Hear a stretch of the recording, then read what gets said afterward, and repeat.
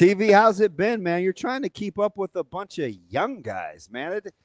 These guys, I guess it's ABR now, always be recruiting for this staff?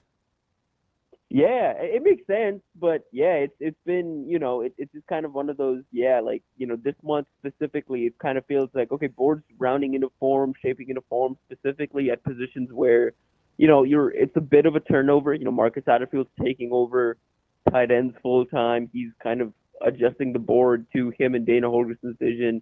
Addison Williams, of course, and then Tequila Shores, and so Terry Brad's getting comfortable too. So yeah, it's a month of just kind of board getting set, and I think as we get into March, I think we're going to have a better idea of who Nebraska's after at each position and who the true top targets are. Because right now, at a few positions, it's a little murky, but I think it's going to start to separate itself once we get into some of these spring visits. Tim, yeah. So when do you typically see that narrowing down? Because I'll see, I follow you obviously and see all the offers that go out. I'm thinking specifically about quarterbacks. Sometimes it feels like they sort of do a shotgun spray of offers to a bunch of different guys. Like at what point, how much of it is Nebraska or whatever program sort of narrowing down their focus, and how much of it is the players sort of narrowing down the teams they're interested in? Yeah, I mean, like besides the quarterback position, you want to have an idea on everything else. Ideally, the summer before their senior year. So for these 26s, ideally heading into May, you want Nebraska to have like a pretty concrete board of like, okay, these are the guys we love at each position. These are the guys we want to official visit. These are the guys we'd like to earn an official visit from. And these are the guys, potentially down the line. Like, if we miss out on a target or two, this is who we want to push up. Quarterback, the cycle's so accelerated. Like, I mean, the Nebraska's top 27 guy, Trey Taylor, obviously announced his top 5 a couple weeks ago. Nebraska's at the top of that top 5. Nebraska's like, it's right up there with Illinois and Michigan. I think it's those 3, and then Texas A&M's in the mix, Georgia's in the mix, Notre Dame. But I think Nebraska's the very top there, and he's a guy that's aiming for a summer decision. So if it does end up going Nebraska's way, hypothetically, there are 27 quarterbacks in the boat before he really even starts his like junior season.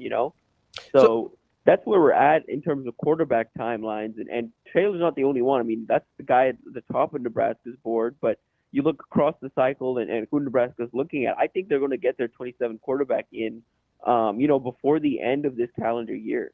So, Tim, we were talking earlier about, Rick Pitino's out there saying things like, oh, I'm not going to go out and recruit freshmen. I got to replace X, Y, and Z. Why would I try and get like an 18-year-old to do that? It seems like some programs, especially at the quarterback spot, have started to take a similar sort of point of view. Like, if you're, Miami certainly is just like, why would I go recruit a freshman quarterback?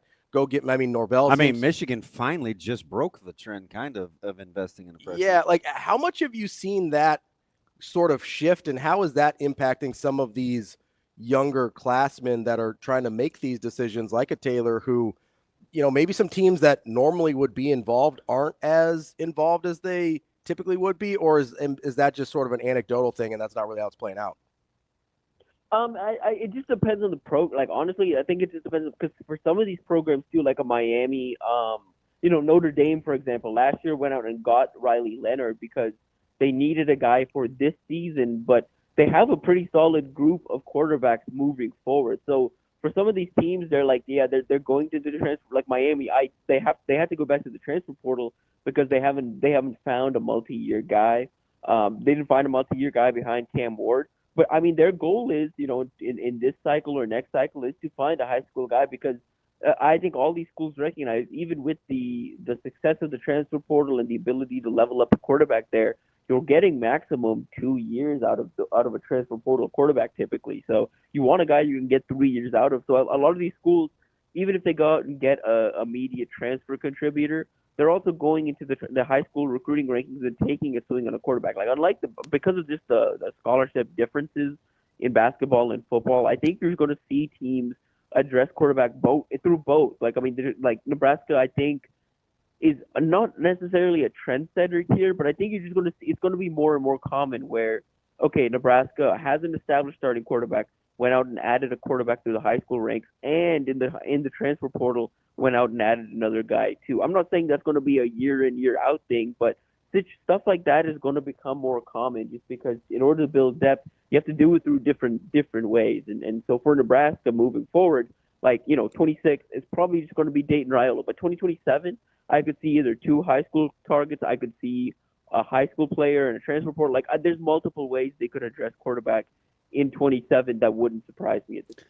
TV. So it's interesting because if you're still operating under the guise or the terms, not guys, it's not really an illusion, but I do think it is a developmental program and they want to be a developmental program. I also think Coach Rhule is playing the long game.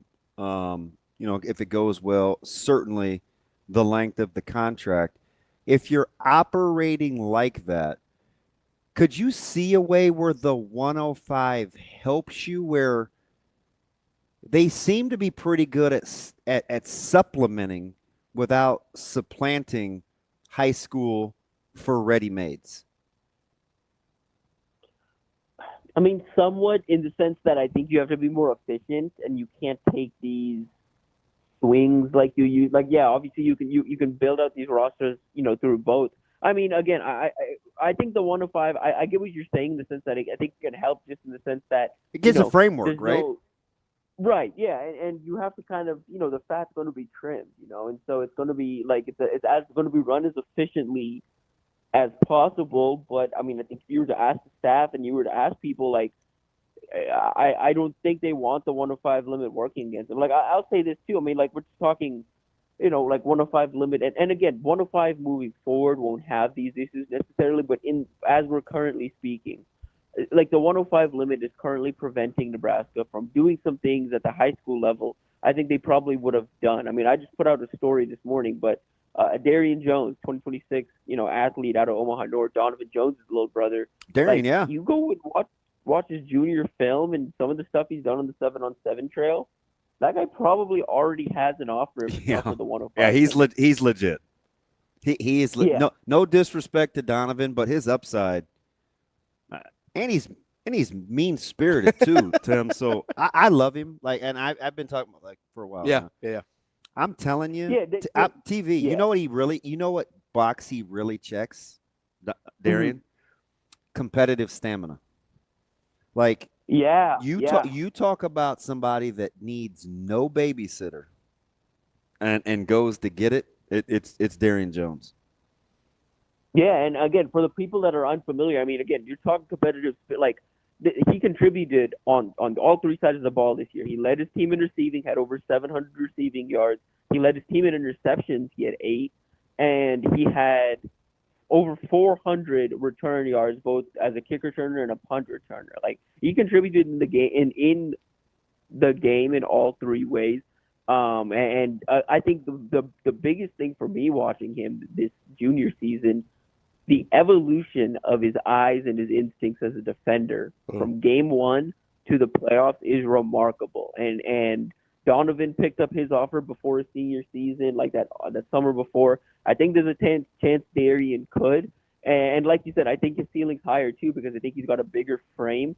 And I think he's developing at a faster rate than his brother did at the same point in their high school careers. Mm-hmm. Tim, it's interesting. We're talking about, the difference between Donovan and Darian and sort of the limits of the 105. It seemed really important to Coach Rhule and staff early on to give Nebraska kids opportunities to play for the University of Nebraska. How much do you think that's going to be impacted, or do you think they're still going to go out of their way if they see potential in a kid like Darian to try and make sure they have a chance to play at the university? Because I think that's one of the things that really connected this staff to the state early on. And I just wonder how much they're going to have to sacrifice that with the roster limit. Yeah, there's going to be some of that. I mean, all of these offers are going to have to be earned. That's the thing. A Darian Jones, again, to me, you look at the athletic profile across everything, and you think early Rhule, the first year of Rhule, or even this time last year, Nebraska probably has already offered. Yeah, and I think the same thing for Bryson Williams, right? Legacy, great player. Ton of room for growth. I mean, Bryson is incredible frame. Yeah, Bryson's going to be way good. Yeah. And so that's like that's the thing too. Like again, like a guy like Williams too. I mean, Williams at the very least has a PWO and is like, like they're like, hey, we're gonna develop you, we're gonna work with, you know what I mean? And there's like a conversation there. But yeah, like I completely agree. I think right now, unfortunately, like it's going to be limited moving forward. And like Jones, it's like, hey, I put in my story, but Nebraska's going to pay close attention to what he does on the track this year. They're going to pay close attention to 7-on-7. He's probably going to camp at the university this summer, and that could be the piece to him earning that offer. And in a way, the production of guys on campus too, like Donovan having a good spring and potentially, earning serious playing time in the secondary could be that additional boost of confidence that Addison Williams and John Butler need to extend an offer to Darian. But that's where we're at. Again, previously, I think Darian already has an offer. We're at a point where, okay, how is he going to earn an offer now? Even with, a Minnesota saying, okay, Darian Jones, you're good enough to play here. Iowa State. Scholarship. Yep, Iowa State as well. Like all of these programs, and then you've got Nebraska. Like, okay, yeah, we're waiting because, because of the 105 roster limit, we can't really take the swing offer on a guy we're not 100% sure about. I'd be sure on him, but I understand Nebraska not being 100% sure. They are a little, hesitant on in-state DBs as we've seen in 26 with Amarian Jackson and Caprice Keith. So I understand it, but I mean, at this point, I think he'd have an offer, and the only reason he doesn't is this 105 roster limit. Yeah, so yeah, it's going to have to be earned moving forward, like really, really earned, I would say, moving forward. TV, if you were going to make and I want to, like, factor in everything, right? Like fiscal savvy, the going rate per position, everything. What's one or two positions that you would not compromise growing old with, right? Where you would be very leery to just kind of do the portal thing? So you mean like which one would you primarily rely on high school recruiting? Yeah, which would you not compromise? I would say if you could, again, if this is hypothetical and you're picking it for yourself, I would say offensive line Me too. Safety, because offensive line, like here's the thing, offensive line one, it's just incredibly hard to rebuild an offensive line through the high school, through the transfer portal. And even when you're a team like Nebraska, I mean, we saw it this offseason. You're a team like Nebraska that has money to spend and can throw money around, was after multiple offensive linemen. They ultimately ended up with two portal guys, two guys that will one guy for sure in Rocco Spindle that's probably going to start, another in Elijah Pritchett that you are taking a bit of a swing on, but you understand, the upside there.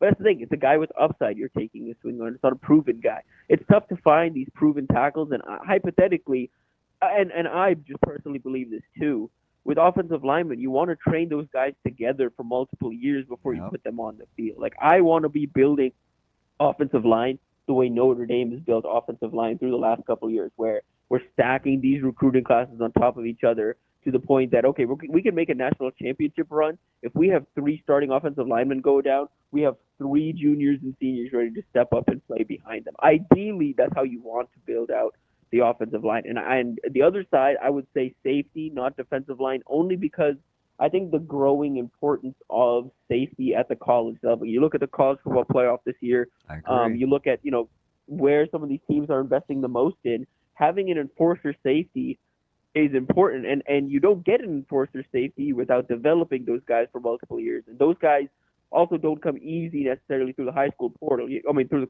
the transfer portal. Caleb Downs, was one of the top guys, just pound for pound in the portal last cycle, is going to go to a power program.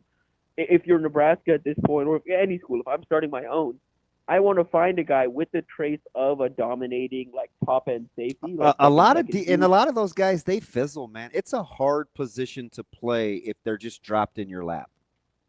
Yep. And it is. Yep. Like, it's because there's so much. It's a philosophy thing. Sometimes it's a technique. Are you a bail? Are you a trail? Are you a press? Are you a mugger? Like, that's a good. I'm glad you just didn't take the easy one, like D-line, right? Because I think safety. I'm 100% with you. Like, it probably would have been what I said, and it's very important. Right, exactly, and I think it's a difference between some of these teams going from good to great is having at least one elite safety that could do a couple of different things. And like you mentioned, like, yeah, you want to be able to grow old with safety specifically because, yeah, so much of it is you want them to figure it out. You can't just drop them in there. But two, your defense has to kind of adjust to that guy.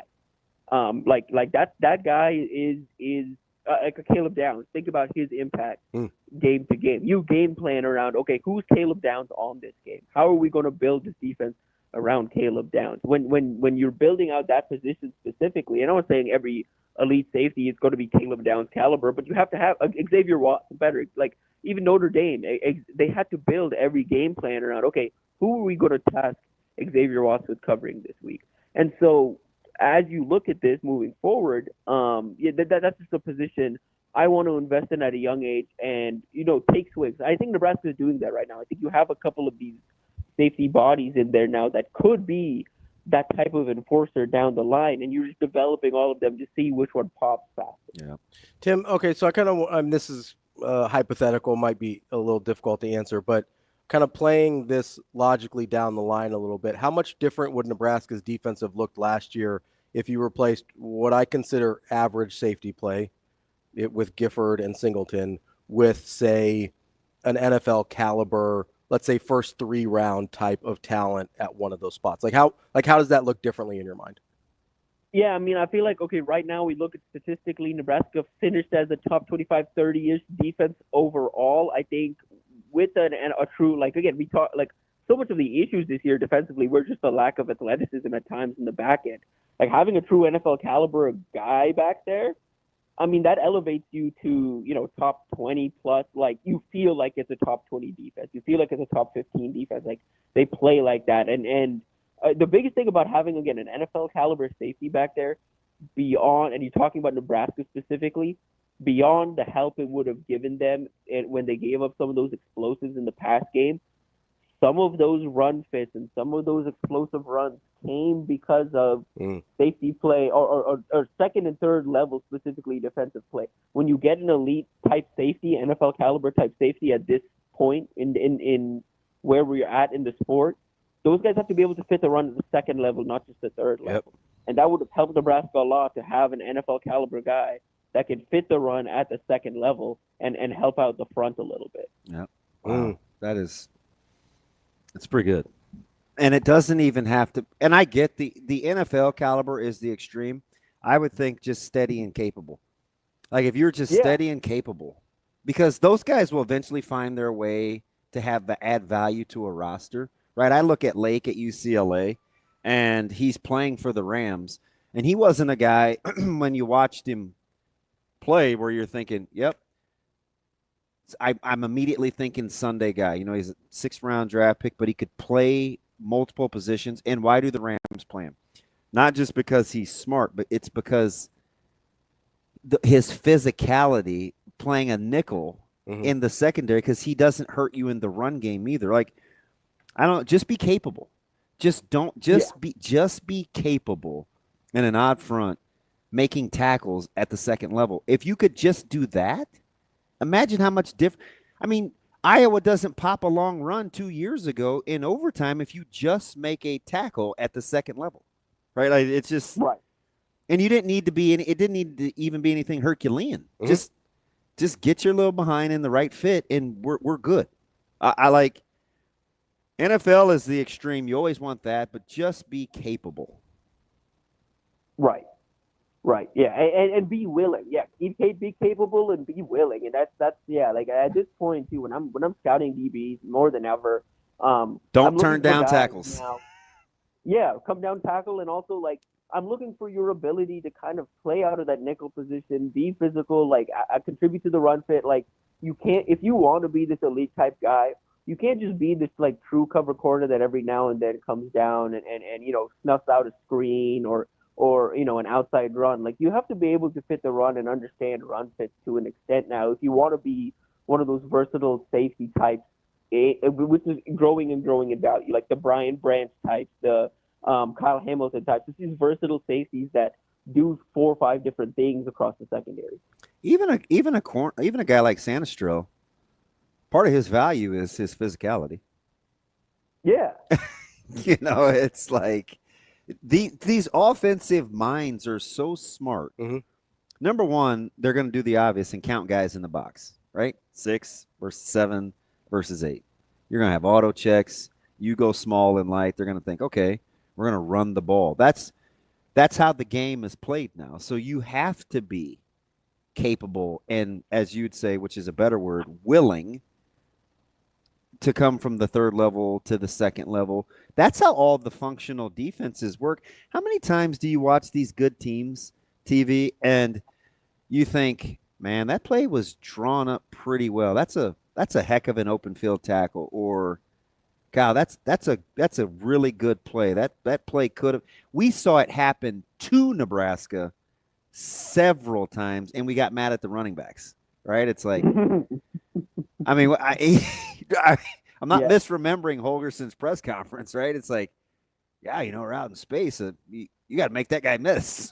And it's like, that's what it looks like when it doesn't. That's what happens when it doesn't happen the other way. Yeah, when somebody is in the run fit and willing and capable. Texas did it to Georgia. You see it a lot with good teams. I mean, that's why guys like D. Milner and some of these guys bust in the secondary because, and I mean, Akuda couldn't stay healthy, but some of these guys that aren't willing. And conversely, guys like Delpit, who went from kind of a poor tackling guy at LSU but an elite athlete, his toughness has added to his value. He may be better later than he was early just because now he will tackle. That's just me. That's just me.